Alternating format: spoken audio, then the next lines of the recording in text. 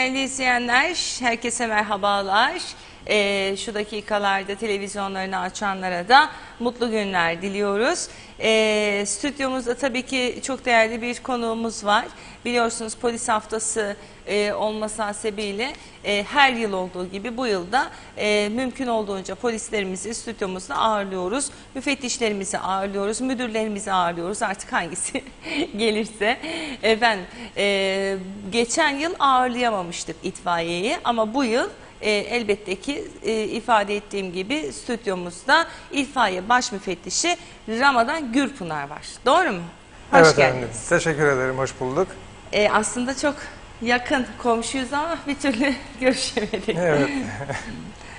Tabii ki sizler için özellikle yaz ayları çok böyle yoğun mu geçer? Tabii İtfaiye yoğun için, geçiyor itfaiye yaz için. ayları genellikle. Yangınlardan dolayı özellikle de arazi yangınları bu dönemlerde bizim için daha yoğun oluyor. Kuru ot yangınları daha yoğun oluyor bu dönemlerde. Tabii ki öncelikle ben Kendinizden bahsetmek isterseniz. öncelikle bizi ekranları başında seyreden seyircilerimize iyi sabahlar diliyorum. Polis örgütümüzün 55. kuruluş yıl dönümünün tüm meslektaşlarıma hayırlı ve uğurlu olmasını diliyorum. Çeşitli etkinlikler düzenlemekteyiz. Tabii ki biz bu dönem içerisinde, bu hafta içerisinde bunların başında da radyo ve televizyon programları gelmektedir. Bu radyo ve televizyon programlarıyla halkımıza ulaşıp polisin icraatlarıyla ilgili bilgiler vermekteyiz. Ben de itfaiye amiri olarak dediğimiz gibi başında da bugün itfaiye ile ilgili bilgi vermeye geldim sizlere, halkımıza. Evet. Tabii ki çeşitli etkinlikler dedik bu hafta içerisinde düzenleneceğiz. Bunların içerisinde yine polis mensupları arasında salon futbol ve basketbol turnuvaları olacak. Siz çok heyecanlısınız bu basketbol mu? Futbol mu dediniz? Basketbol ve Futbol. futbol turnuvalarımız olacak bu Oynuyor süre musunuz? içerisinde. Yok, ben oynamıyorum ama gençler oynuyor şu anda, genç Gençler arkadaşlarımız. evet. Tabii ki oynuyor futbol, basketbol. Bunun yanında tabii ki polis şehitlerinin aileleri ziyaret edilecek. Polis şehitlerimiz için mevlidler okutulacak. Allah kabul etsin. İnşallah, amin diyelim. Gayet sohbet. Yine tabii ki resmi makamlar ziyaret edilecek. Bu hafta içerisinde anıtlara çelenk konulacak ve hasta yatılı polis mensupları da yerlerinde ziyaret edilecek ve 30 Haziran akşamı da Polis Genel Müdürlüğü bahçesinde bir resepsiyon düzenleyeceğiz. Ve bu resepsiyonda da yeni emekli olan polis mensuplarına plaketler verilecek ve yine 30 yılını doldurmuş polis mensuplarına da plaketler verilecek ve bu haftayı bu şekilde tamamlayacağız. Ben şey istiyorum ya, böyle şölen gibi böyle polislerin gösteri yaptığı falan, böyle mesela Türkiye'de de yapıyorlar ya, mesela Yunuslar falan böyle akrobaslar gene falan. Yani bunlar burada da yapılsın ya, sadece yapılmıyor şu anıtlara anda falan burada. gitmeyin. Belki ilerleyen dönem içerisinde, ilerleyen dönemlerde belki söylediğiniz gibi yapılabilir. Daha böyle olabilir. sempatik olur sanki. Böyle şey yapayım. Şimdi ben hani yeri gelmişken, şimdi siz buradasınız diye muhtemelen ilgili yetkililer kesizliyordur. Ben de bunu fırsat bilerek böyle daha böyle bir şölensi bir şeyler falan. Yapılabilir, yani neden olmasın? Halkla iç içe, daha da iç içe Olabilir. gibi. Mesela insanlarda şey algısı var. Tabii itfaiyeye geçeceğim ama şöyle bir algı var. Eskiden öyleydi ama şimdi öyle değil. İşte polis haftası geldi. Polislerin hepsi sokakta ceza yazmakla meşgul. Polis haftasında polislerle herkes akraba falan oluyor. O yüzden onun ortadan kalkmış olması ve bunun genele yayılmış olması oldukça güzel. Ama böyle değişik, böyle şölensi bir şeyler olursa daha da güzel olur. Değerlendirilebilir tabii ki söyledikleriniz. Evet.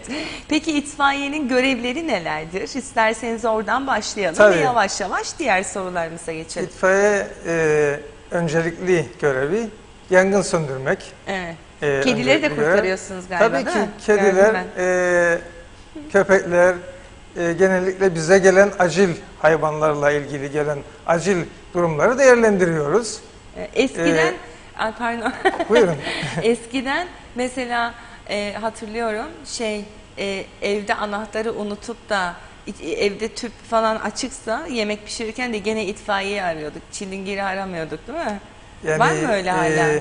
Eğer yemek varsa üzerinde, Değil mi? yemek unutulmuşsa üzerinde hale daha Var gidip yani. bu şekilde yardımcı olmaya çalışıyoruz vatandaşlarımıza. Çünkü bir yangın çıkabilir sonuçta, yemek unutuldu. Bir yangın çıkabilir orada. O yüzden gerek çok katlı apartmandaysa veya tek katlı binalarda da, zemin katlı binalarda da böyle durumlarda tabii ki yardımcı oluyoruz. Evet. Başka neler yapıyoruz? Öncelikle dediğimiz gibi yangın söndürme birinci görevimiz. Yangında tabii ki can ve mal kurtarma, yangın durumunda söndürmeyi yaparken can ve mal kurtarma görevlerimiz arasında ve kurtarılan şahıslara gerekiyorsa ilk yardım tedavisini o anda yapma ve ambulansla hastaneye sevklerini sağlamaktır. Bunun yanında sel baskınlarında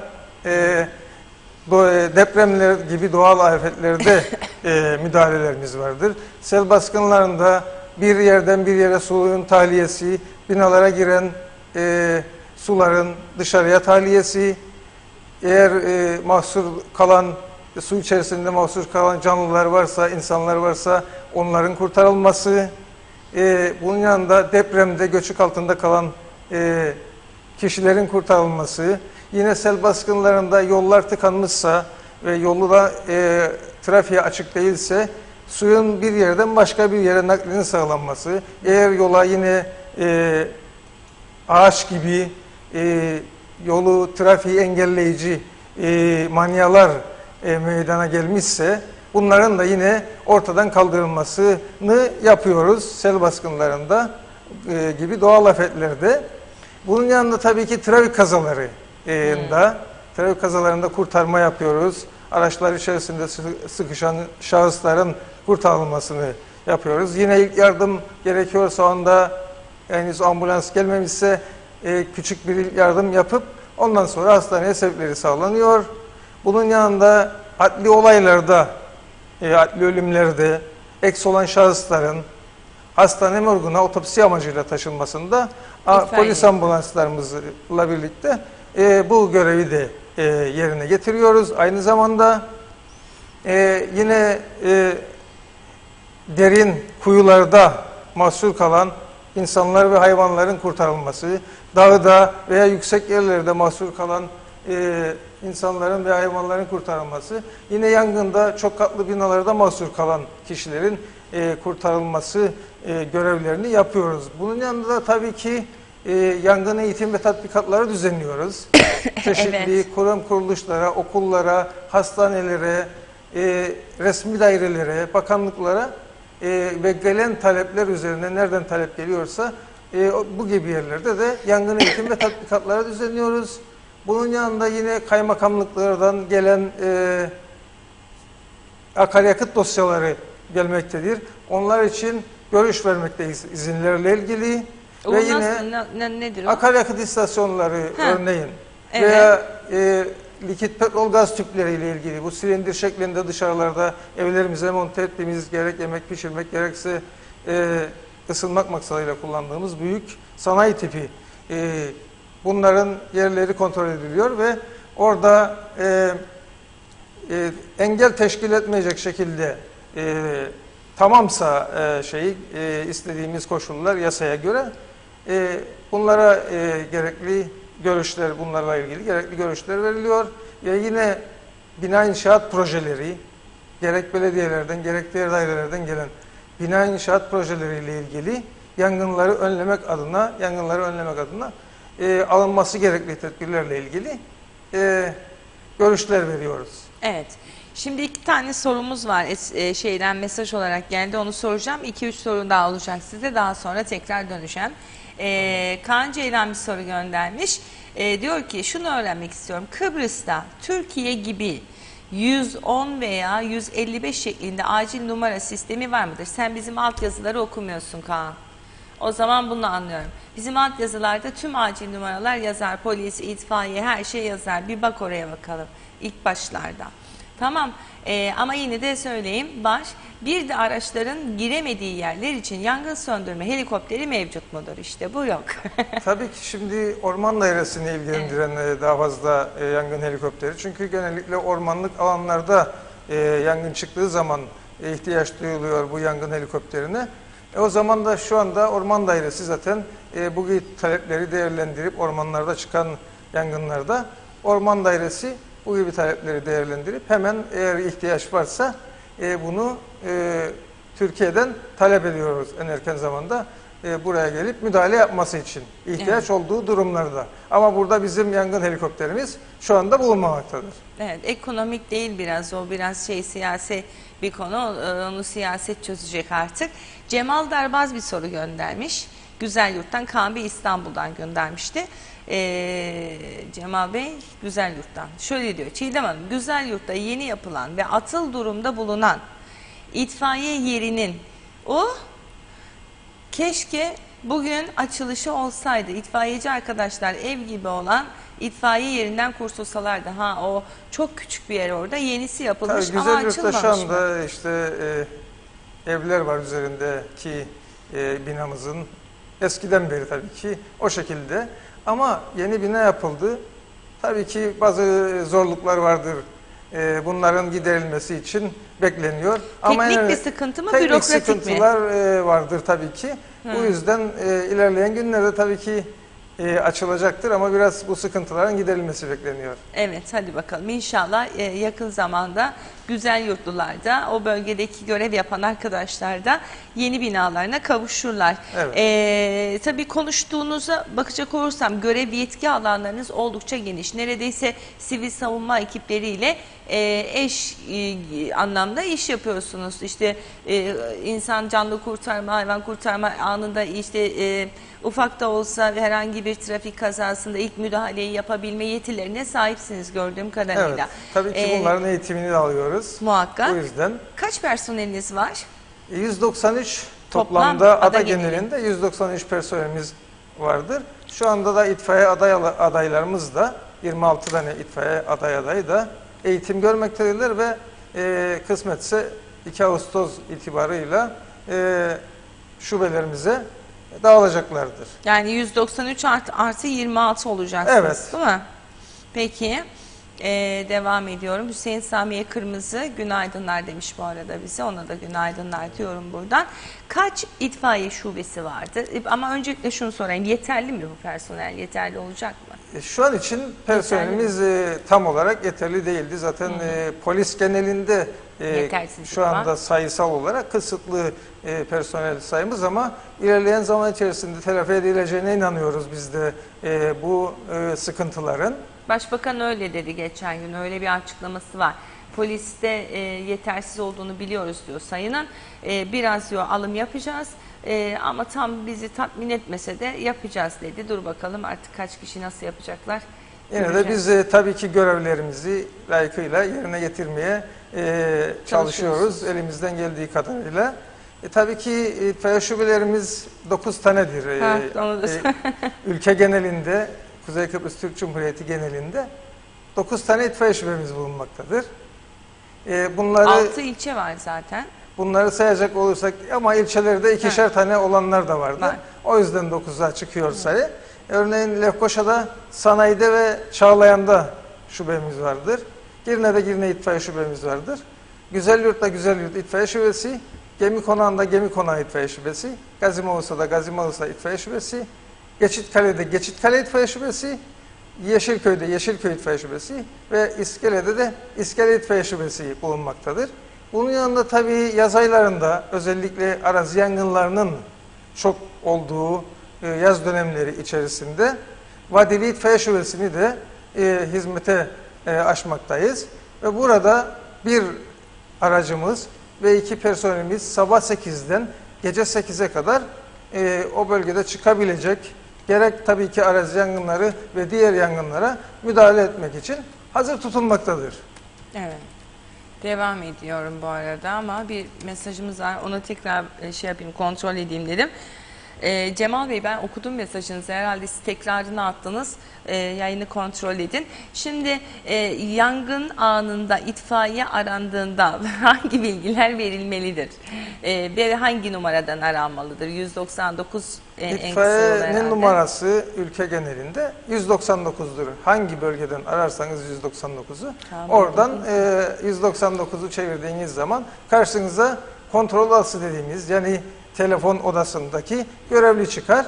Ona verilecek bilgiler aslında çok basit bilgilerdir. Sadece bizi kendilerine, vatandaşlarımıza sorduğumuz sorularda bizi dinlemelerini, telefonu hemen kapatmamalarını rica ediyorum ben bu Niye, arada. ne oluyor ki mesela? Bazen yangın var, şurada burada yangın var diye mesela Telaşla. vatandaşlarımız telaşla arıyor ama telefonu kapatıyor. Tabii biz numarayı görüyoruz, numaralar çıkıyor.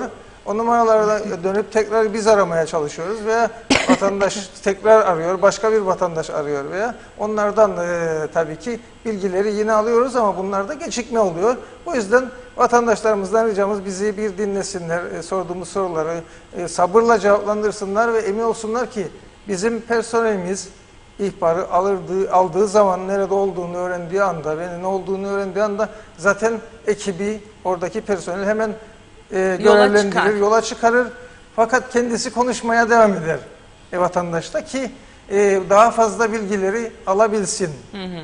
İşte yangının ne olduğunu sorarız vatandaşımıza. Ne yangını olduğunu? Ne yanıyor? Apartman mı, ev mi, araç mı veya çeşitli yangınlar, ne yandığını öğrenmek isteriz. Nerede olduğunu öğrenmek isteriz yangının. Evet. Tanınmış bir yer sorarız. Oralarda var mı? İşte okul olabilir, hastane olabilir, örneğin polis genel müdürlüğü yanı olabilir bu veya bakanlıklar, herhangi bir bakanlık yanında olabilir. Tanınmış bir süpermarket olabilir. Bunların yanında bizi olması, bunu söylendiği zaman bize daha erken ulaşabilmemizi Yani sağlar. konumu bildirirken hani en yakın, en çok bilinen Yani bir ben noktayı en da çok- söylenirse Tabii. daha O kolay. bizim için daha kolaylıkla bulmamızı sağlayacaktır. Bir de telefon numarasını isteriz vatandaşlarımızın ve isimlerini ki kendilerine tekrar ulaşıp herhangi bir şey istersek bu bilgileri alalım diye kendilerinden. Tabii ki dediğim gibi başında telefonu kapatmalarını isteriz ki daha fazla bilgi alalım ki yangına biz veya herhangi bir acil olaya daha ekipman, insan, işte itfaiye gücü gerekiyorsa bunu gönderebilirim. Örneğin bir çok katlı apartmanda yangın olduğunu söylediğinde vatandaşımız bize sorduğumuz içeride mahsur kalanlar var mı? Yangın kaçıncı kattadır? Gibi sorular olur. Bu da bizim göndereceğimiz ekipmanı, araç gereci değiştirir. Örneğin çok katlı bir apartmansa hidrolik merdiven dediğimiz üst katlara açılabilen ve orada yine söndürme ve kurtarma yapabileceğimiz aracımızı da olay yerine görevlendiririz. Veya yine arazide bir yangın olabilir. Vatandaşa sorduğumuz sorularla işte nedir yanan? Otlar mı yanıyor sadece yoksa başka ekinler yanıyor mu?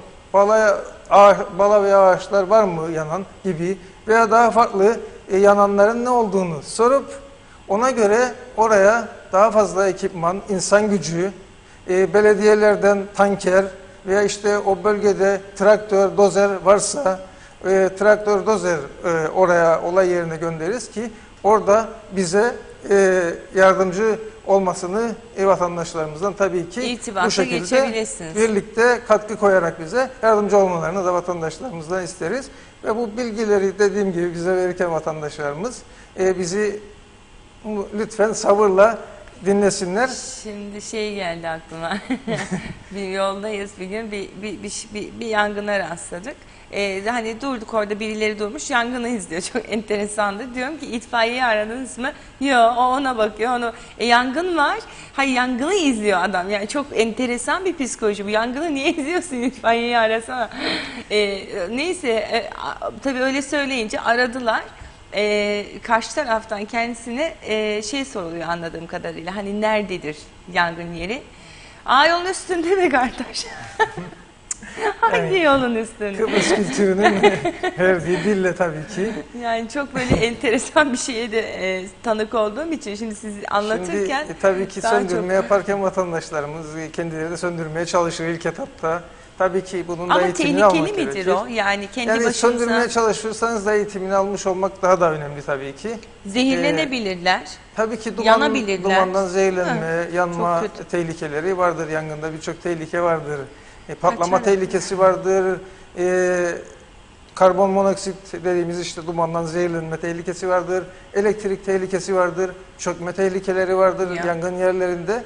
Tabii ki bunlara dikkat etmesi gerekir. Ve vatandaşlarımızın yangın yerlerine girmemesi gerekir tabii ki bizim işimiz. Ve geride durup bizi müdahale etmemizi beklemelerini tavsiye ederim ben tabii ki vatandaşlarımıza. Ve biz yardım istersek kendilerinden tabii ki yardımcı olmalarını. Ve mesela dediğiniz araç yangını olabilir bu yangın. Müdahale etmeye çalıştıysa vatandaşımız tabii ki ilk önce yapacağı şeyin 199'u aramak olması gerektiğini unutmamasını tavsiye ediyorum. Evet. Orhun Karagöz abimiz biliyorsunuz o da Emekli- emekli bir polis. Evet. Hayırlı yayınlar, meslektaşlarıma da selamlar demiş Orhun abiye Teşekkür de buradan ediyoruz biz de selamlar. kendisine. Peki itfaiye yangını, bir iki sorum daha vardı arada. Yüksek binalarda erişim problemi yaşanıyor mu? Yani şunu merak ediyorum. Kaç metredir o hidrolik dediğiniz merdiven? Şu anda Lefkoşa İtfaiye Şubesi'nde 52 metre yüksekliği 52 var. metre yüksekliğindedir. Bir de Gazimavsa şubemizde bulunmaktadır bu hidrolik merdivenlerimizden. 52 metreye ulaşıyor. Peki mesela binalar, inşaatlar yapılırken itfaiyeden de görüş alınıyor mu? Mesela 52 değil de adam 72 metre yüksekliğinde yaparsa da en yüksekte yangın çıkarsa nasıl İtfaiyeden ulaşacak? tabii ki görüş alınıyor. Başında da bahsettiğim gibi görevlerimiz arasındadır bu bina inşaat projelerini incelemek. Gönderildiği sürece tabii ki itfaiye bazen de gönderilmiyor bu tip projeler. Bizim de tabii ki haberimiz olmuyor doğal olarak. Ama gönderilen projelere biz görüşlerimizi veriyoruz. Zaten şu anda imar projeleri vardır. Belirli katlara kadar izinler veriliyor. Bu yüzden de bu şekilde çok katlı binalarda bizim alınması gereken tedbirleri gelen projelerin bize gelen projeler doğrultusunda aldırıyoruz. Şimdi mesela bazen bizim surlar içine gidiyoruz. Haber için veya işte ne bileyim orada biliyorsunuz yeni işte belediye başkanı veya bölge esnafının bir takım yatırımları oluyor yeniden şekillendirmek için. Kafelerdir, işte restoranlardır vesaire gibi. Bazen gidiyoruz. Ben hep işte kayboluyorum orada genellikle ama çıkmaya çalışırken ara ara yolların içerisine giriyorum ve diyorum ki o zaman aklıma şu geliyor. Allah'ım diyorum yani bu insanlar buralarda yaşıyorlar.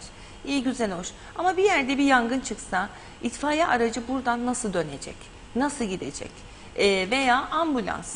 Yani o kadar dar ki o yollar, o kadar daracık yerlerde yerleşim alanları var ki buralarda zorlanmıyor musunuz? Ya da sokaklara girebilen tabii ki itfaiye Var mı? araçlarımız Ha. vardır şu anda. Onlarla bu gibi olaylara müdahale yapıyoruz. Yangın çıkması durumunda o bölgelerde.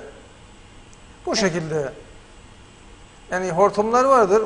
Belirli mesafelerde hortumlarımız Zaten vardır. küçük küçük yollar. Veya işte yangın muslukları vardır. Belirli yerlerde yangın musluğu dediğimiz yer altındadır. İşte itfaiye gidip oraya bağlantılarını koyar.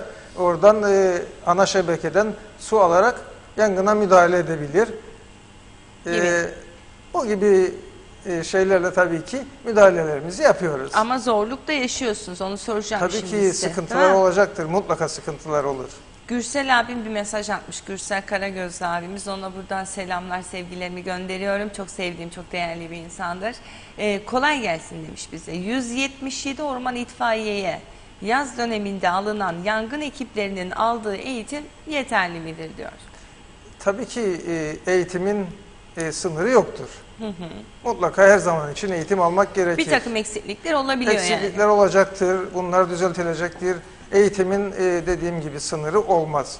Eğitim her zaman için gereklidir. yeterli olup olmadığını sınırlandırmak bence doğru değildir. Doğru olmaz diyorsunuz. İtfaiyenin yangına giderken karşılaştıkları zorluklardan da bahsedelim. Elbette sadece dar sokaklar değildir muhtemelen. Tabii. Mesela koskoca itfaiye arabası. Tabii siz bana anlatın ama arada şunları. Hep böyle aklıma takılan şeyleri sizi görmüşken sorayım. Tümsekler var mesela. Alakasız Kasis diyoruz alakasız. onlara, işte hız kesiciler. Böyle kocaman kocaman dağ gibi hız çıkıyorsun. kesiciler. Hız kesici neyse adı. Evet, Çıkıyorsun kasisler. böyle kocaman, tekrar iniyorsun. Şimdi ben salon arabayla bazen zorlanıyorum, altını falan çarpıyorum. Koca itfaiye düşünün.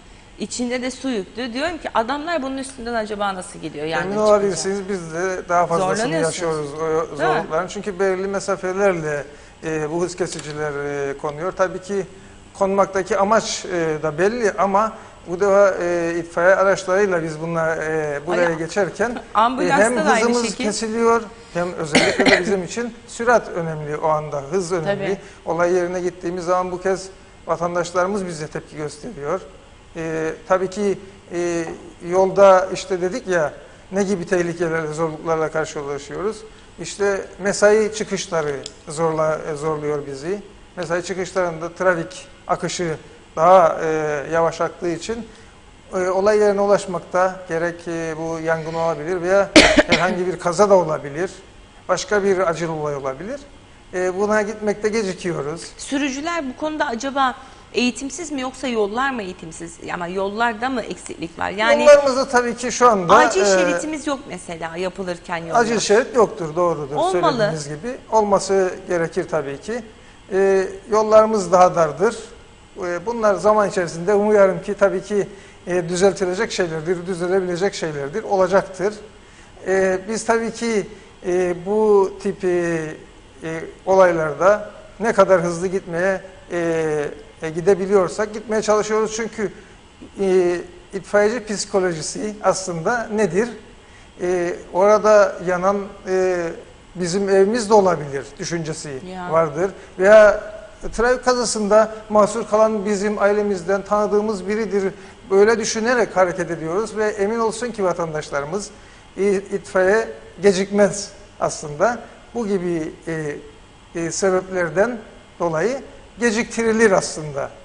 Evet. Sağlı sollu park edilmesi, araçların dar sokaklara, işte itfaiye veya acil araçlar seyir halinde yolda giderken ikaz ışıkları yanan veya döner ikazları çalan, sirenleri çalan itfaiye araçlarına en erken zamanda vatandaşlarımızın tabii ki ben yol vermesini talep ediyorum. Kaçamıyorsunuz da biliyor musunuz? Mesela örneğin bu bu Atatürk Stadyumu'nun olduğu yerden herkesin bildiği birçok insanın geçtiği bir yoldan örnek göstereyim. Mutlaka başka örnekler ve başka yollarda da vardır ama mesela şerit zaten 3 şerit. 3 evet. Bir tanesi zaten yarım şerit. 3 de demeyeyim ona ben. Sanayiye kaçış şeridi yapmışlar oradan. 2 şerit. Karşıdan da hani itfaiye geliyor. Bakıyorum kırmızı yanıyor. Şimdi bir de kamera taktılar ya.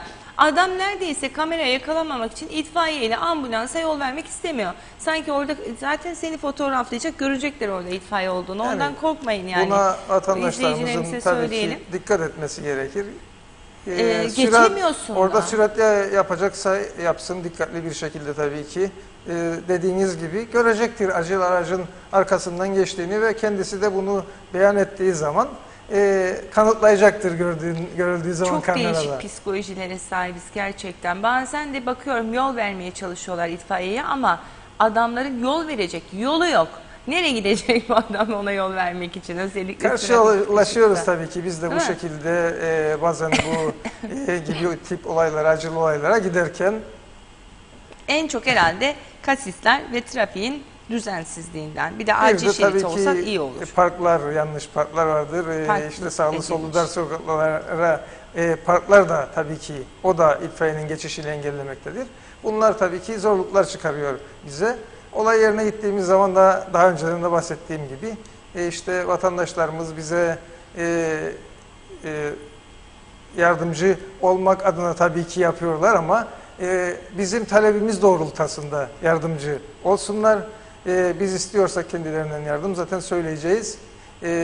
Bunu da tabii ki vatandaşlarımızdan rica ediyoruz. İlk müdahaleyi bizlere yapalım, ondan sonra kendileri de bize yardımcı olabilirler. Evet. Şimdi devam edeyim. Yangın olduğunda bir vatandaş ne yapmalıdır? Yani örneğin, tabii siz bunu açarsınız ama ben bir örnek vereyim. 2000'li yıllardaydı. İtfaiyede röportaj yapıyorum o dönemde. Birdenbire sirenler çaldı, böyle bir herkes bir koşuşturuyor, kaldım öyle, kala kaldım zaten. Dedim hadi yangın çıktı herhalde, ben de onlarla birlikte arkalarından gideyim. Olay yerinde bir görüntüleyim. Bir gittik, bizim ev yanıyordu. Yani gittiğimizde gördüm ben aslında bizim evin yandığını. Evde bakıcı vardı ve bakıcı çocuğu alıp çıktı ama içeride de aynı zamanda bir şeyler yapıyor. Tüp patlayacak neredeyse. Kadın hala içeriden bilgisayar çıkarmaya çalışıyor. Çok değişik, enteresan şeyler. Dolayısıyla diyelim ki bir evdeyiz. Ve bir yerde, odanın birinde bir yangın çıktığını sonra fark ettik. Biliyorsunuz odalarda Evet. şimdi parkedir, şudur, budur vesaire çeşitli emtialardan dolayı hızlı yayılabiliyor yangın. Perdedir, çiltedir vesaire diye. Bunu fark ettiğimizde artık evin yarısının yanmış olduğunu düşünelim. Kapılar, pencereler kapalı olsun falan falan. Ne yapacak o kişi? Kaçsın, Yani ben hemen kaçarım. O o ayrı konu kişinin da. artık bir yapabilecek bir şeyi yok. Sadece oradan hemen çıkması gerekmektedir bulunduğu yerden. Ne yapacak yani Örneğin vatandaşlar? yani oda içerisindeyse ve duman dolmuşsa hemen duman yukarıya yükselir. Hemen aşağıya eğilerek veya hatta emekleyerek o bulunduğu ortamdan çıkacak ve salimmen bekleyebileceği, itfaiyenin gelmesini bekleyebileceği. Bunu da tabii ki itfaiye arandığını düşünerek bu şekilde söyledim. İlk önce itfaiye aranacak tabii ki durumdan, Paniklemeden. haberdar edilecek. Ve daha sonra da eğer kalmışsa dediğim gibi bu gibi ortamda hemen eğilerek veya emekleyerek bulunduğu ortamdan Eğilerek veya emekleyerek. çünkü duman yukarıya çıkar, o gazlar yukarıya solunamayacak durumdaki karbon monoksit dediğimiz gazlar yukarıya doğru çıkar. Aşağıda temiz hava vardır. Bu yüzden o temiz havayı ve aşağıda görüş daha da net olacağından dolayı o şekilde bir şey yaparak hemen dışarıya çıkacak. Tabii ki çıkarken de kapıyı kapatmak da önemli. Çünkü yangın hava aldığı sürece daha fazla büyür, ilerler. O yüzden kapıyı kapatmak itfaiye gelene kadar kısıtlamış olacaktır o yangının ilerlemesini. Ne kadar kısıtlayabilirse En güvenli tabii ki. şekli o. Ben demek ki çok yanlış biliyormuşum. Yani bu bir- Kapıyı, pencereyi açarsın mesela duman oldu diye. Değil mi? Açmamak lazım o zaman. Yani kapatmak lazım. Duman farklı bir şeydir. Yangınla Yangın birlikte farklı, duman. yangınla birlikteyse o duman tabii ki kapatıp hemen siz müdahale yapabiliyorsanız, bir ilk müdahale yapılabilecek durumdaysa siz yapacaksınız. Ama siz yapamayacak durumdaysanız dediğim gibi çok da duman varsa bu uygulamayı yapıp dışarıya çıkabilir. Veya işte bu bir çok katlı iş yerinde de böyle bir durumda karşılaşabiliriz. Alarm ikaz zilleri bulunmaktadır. Genellikle yangın riski yüksek tesislerde çok katlı yangın riski yüksek olan binalarda ikaz alarm zillerini çalıştırıp diğer personeli, çalışanları durumdan haberdar edip ilk müdahaleyi tabii ki yapabilecek birileri de varsa veya kendisi yapabiliyorsa dener ama itfaiye de öncesinde aranır ki olay yerine erken zamanda itfaiye gidebilsin, müdahalelerini yapabilsin. Ama ilk öncesinde de dediğim gibi herkes durumdan haberdar edilir ki dışarıya çıkılabilsin. Ve eğer müdahale yapılabiliyorsa da müdahale yapılır, yapılamıyorsa da itfaiyenin gelmesi beklenir. Beklenir. Evet, içerideki canlıları da çıkarmayı unutmayın. Köpecik olur, Tabii kedicik ki olur falan. onlar da aynen dediğiniz gibi. Çocuk önemli. olur falan gibi şeyler. Evet. Yangın çıkış sebeplerine de değinelim. Şimdi yangın tabii ki bir kıvılcımdan çıkabilir. Çevreyi kirletiyoruz. Pis insanlar olduk ne yazık ki. Öyle ama mesela adam bir pikniğe gidiyor. 1 Mayıs'tır bilmem nedir. Ertesi gün klasik haberdir bu. Gider bakarsınız her yer pislik içinde. Cam şişesini atar, bilmem nesini atar ve unutur ülkemizdeki sıcağın 45-50 derecelere kadar çıktığını ve onun bir mercek görevi gördüğünü, atar oraya cam şişeyi gider. Veya ne bileyim ben, elektrikten dolayı mesela son dönemlerde çok böyle okuyoruz bazen geçmişte Evet. de okuyorduk. İşte yangının çıkış nedeninin elektrikten kaynaklandığı belirtildi diye.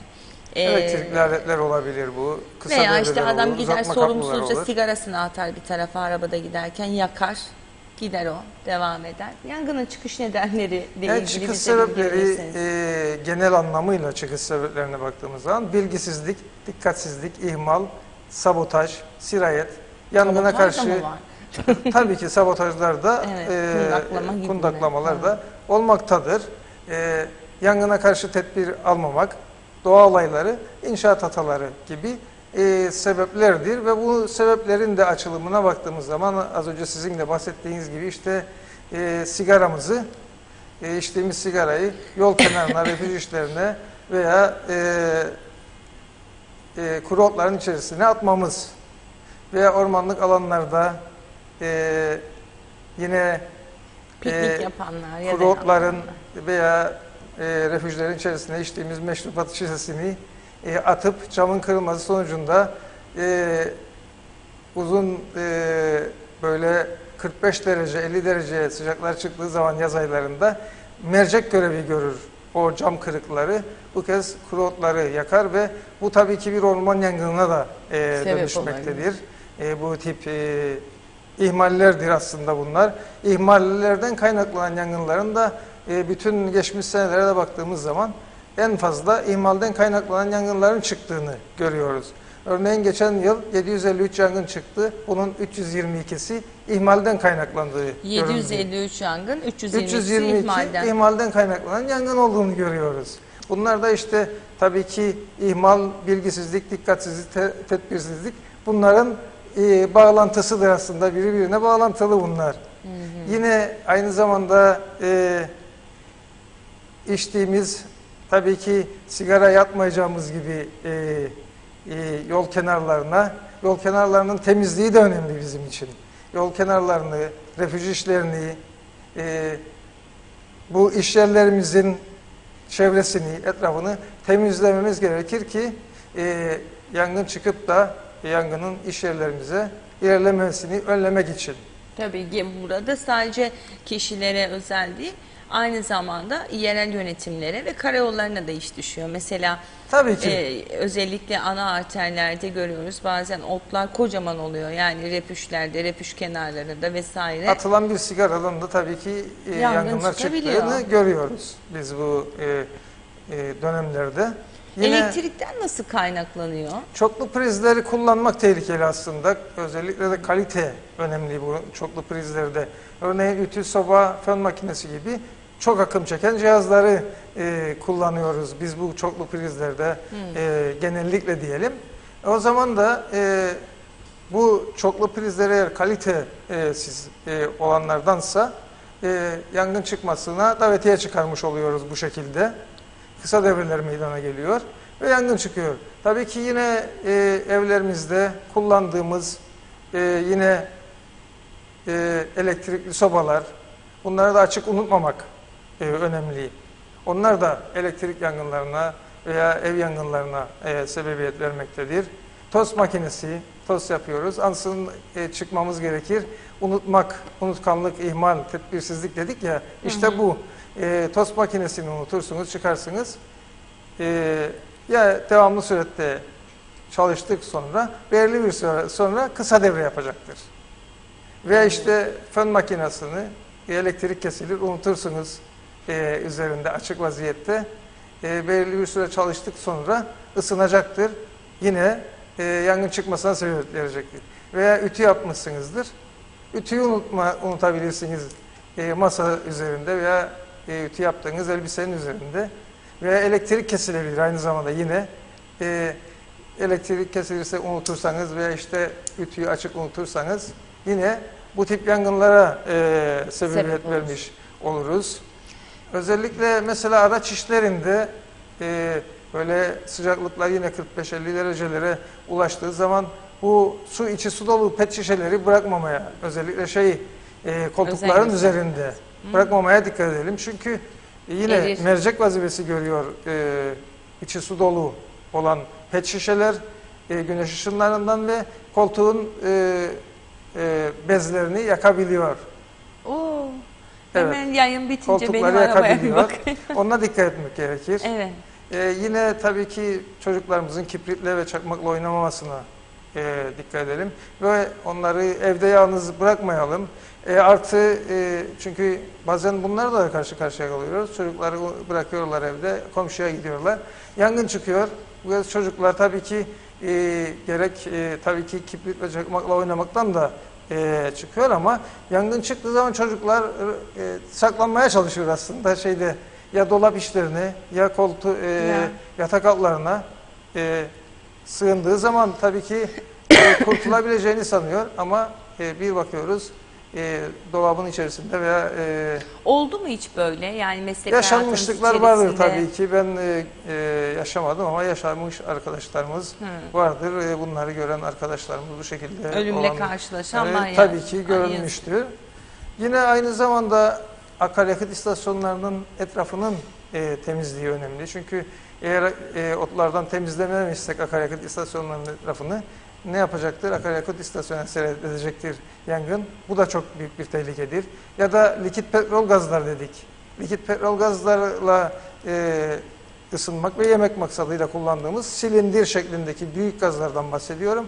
Onların etrafı da aynı şekilde kuru otlardan ve çevresi de aynı zamanda kuru otlardan temizlenmelidir. Çünkü bunların yanması sonucunda bu LPG silindirlerin yani likit petrol gaz silindirlerinin yanması sonucunda devamlı surette ısı alırsa belli bir süre sonra patlama riski olacaktır ve daha da büyük yangınlara sebebiyet verecektir. Evet. Vatandaşlarımızın buna dikkat etmesini istiyoruz. Şimdi bu kadar şeyden bahsettik. Peki yangın çıkmaması için ne yapmak lazım? Hani tedbir almak gerekir aslında. Çıkarmasın. Yangın çıkmaması için çıkmasın diye. Mesela evden çıkarken fişlerin hepsini kapatalım mı? Ya da ne yapalım? Fişte bir şey bırakıp çekelim. Tabii işte gibi. Örneğin çamaşır makinesi, bulaşık makinesi, çamaşır kurutma makinesi gibi aletlerin fişlerini çekelim üzerinden. Bırakmayalım açık vaziyette. Çalışır durumda veya bırakıp gitmeyelim çünkü zaman zaman kısa devrelerle karşı karşıya kalıyoruz bu tip yangınlara gidiyoruz biz. Bu yüzden açık unutulmaması, açık bırakılmaması, fişin üzerinden çekilmesi, prizin kapatılmasını tavsiye ediyorum ben tabii ki vatandaşlarımıza. Bir de bakımlarını yaptırsınlar bu gerektiği durumlarda. Bakımları yapılsın bu tip aletlerin, bulaşık makinesi, çamaşır makinesi, çamaşır kurutma makinelerinin zaman zaman bakımlarının da yapılması gerekmektedir. Bunlar da çok önemli çünkü bunlar da kısa devrelere sebebiyet vermektedir. Servise götürmek lazım onları tabii, da herhalde. Tarımsal maksatlar için kullandığımız aletlerimiz, biçer döverler, traktörler de çünkü yaz ayı geldiği yaz döneminde ekinlerin biçilmesi gerekmektedir. Bu kez eğer bakımları yapılmamışsa, egzozları delikse bunlar da çıkabilecek bir kıvılcımdan ürünümüzün heba olmasına sebebiyet verecektir. Vatandaşlarımızdan bu gibi aletlerinin de bakımlarına dikkat etmesini tavsiye ediyorum. Tabii ki yangın önlemleri dedik. Daha farklı neler olabilir? Yangın önlemlerinin aslında genelini almak gerekiyor. Yani bir binada, yani binanın büyüklüğüne, genişliğine, yüksekliğine, yangın riskine göre çeşitli önlemler almak gerekir.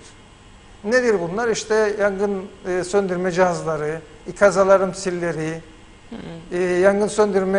otomatik yangın söndürme sistemleri, acil çıkış yönlendirme levhaları, bunun gibi herkesin çok parası yangın olsa, merdiveni akıllı ev örneğin, alsa yangın merdiveni önemli. Yurtlarda, otellerde, okullarda yangın merdivenlerinin olmasına onun dikkat edelim. Onun bir standardı var değil mi yangın merdiveninin de yani? Yangın çıktığı zaman çıkabileceğiniz en güvenli önemli, en güvenli yerdir yangın merdiveni. Onun önünün de tabii ki kapalı olmaması, kilitli olmamasına dikkat edilmesi gerekir. Bunların rutin şekilde kontrollerinin yapılması gerekir. Kim kontrol eder bunları? Bina sahipleri veya iş yeri sahiplerinin kontrolündedir. Veya yangın söndürme cihazları da ilgili firmaların kontrollerindedir. Belirli sürelerde ilgili firmalar onların takibini yapıp bu yangın söndürme cihazlarının veya diğer ilgili alarm zilleri, otomatik söndürme sistemlerinin takibinin yapılması gerekmektedir tabii ki. Bunlara dikkat etmemiz lazım. Evet. Peki Tabii siz şimdi konunun başında biz bahsettik, hani itfaiyenin verdiği eğitimler nelerdir sorunun cevabını aslında almış olduk Bir ama nevi verdik doğrudur ama eklemek istediğiniz daha detaylı. şimdi kendi personelimiz de eğitim almaktadır dedik başında. Eğitim Bize de eğitim verdiğimiz veriyor gibi musunuz? tabii ki taleplerin doğrultusunda gelen her kurum kuruluş, herkesin talebi doğrultusunda biz yangın eğitimleri veriyoruz. Yangın eğitimleri, tatbikatları. Bunları yaparken de tabii ki gerek slide gösterileriyle, teorik olarak anlatımlarla, video gösterileriyle destekliyoruz. Bunları örneğin işte ocak üzerinde yağ yanıyordur tencere içerisinde. Nasıl bir müdahale yapacaksınız Ne buna? yapacaksınız? Su Örneğin dökmeyeceksiniz, değil mi? su atarsak yangın büyüyecektir, alevler büyüyecektir. Biz yanabiliriz, evin tamamını yakabiliriz. O yüzden basittir aslında yapılması gereken. Ocağın altını kapatabiliyorsak kapatırız. Tabii ki kapatamayacaksak yapacağımızı söyledik. İtfaiye arayacağız. Hemen tabii ki ilk önce bu önemli. Eğer yapamayacaksak da dışarıya çıkıp bekleyeceğiz itfaiyenin gelmesini. Ama yapabileceğimiz şeylerden bahsediyorum ben. Eğer yapabileceksek yangın söndürme cihazı varsa yangın söndürme cihazıyla müdahale edeceğiz ilk önce. Ondan sonra eğer yangın söndürme cihazımız yoksa gidip ocağın altını kapatabiliyorsak kapatacağız. Ve bir bezi ıslatıp sıktıktan sonra, suyu sıktıktan sonra üzerine tavanın örtersek ateşle havayla temasını kesmiş oluruz biz o yangının ve böylece yangın sönecektir. Bu piknik tüpü için de geçerlidir. Aynı zamanda evlerimizde kullandığımız, diğer yemek pişirmede kullandığımız tüpler için de aynı şekilde geçerlidir. Üzerini ıslak bir bezle kapattığımız zaman, bir havluyla kapattığımız zaman yangının havayla temasını kestiğimiz sürece yangını söndürmüş oluruz. Veya dedik ya, bir kapıyı kapatırsak hava almasını engelleriz yangının ve büyümesini önleriz. Bu da aynı şekilde havayı da temasını kestiğimiz bir yangını kolaylıkla söndürebiliriz. Peki son soruma geçin. Bu arada Arif Mustafa Cüce Limonlu'dan selamlar demiş bize. Biz de ona günaydın diyoruz. Ben de Limonlu nerede diye sormuştum. Mersin'deymiş bu arada. Mersin'e de selamlar. Şimdi itfaiyede kullanılan teknik teçhizat ve araçların yeterli buluyor musunuz? Ya da özellikleri nelerdir?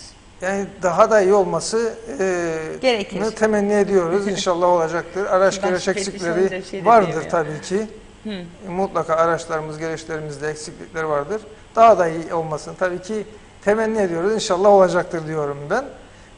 Neler vardır araçlarımız ve gereçlerimiz içerisinde? Onlardan biraz kısaca şey yapayım, size bahsedeyim ben. Araçlarımız örneğin arazöz tipi araçlarımız her türlü yangına çıkması muhtemel her türlü yangına müdahale edecek gereçler vardır içerisinde. 7000 litre su vardır arazöz tipi araçlarımızın içerisinde. Ayrıca bu araçlar içerisinde köpük atabilecek tertibatlarımız bulunmaktadır. Akaryakıt yangınlarında, yağ yangınlarında.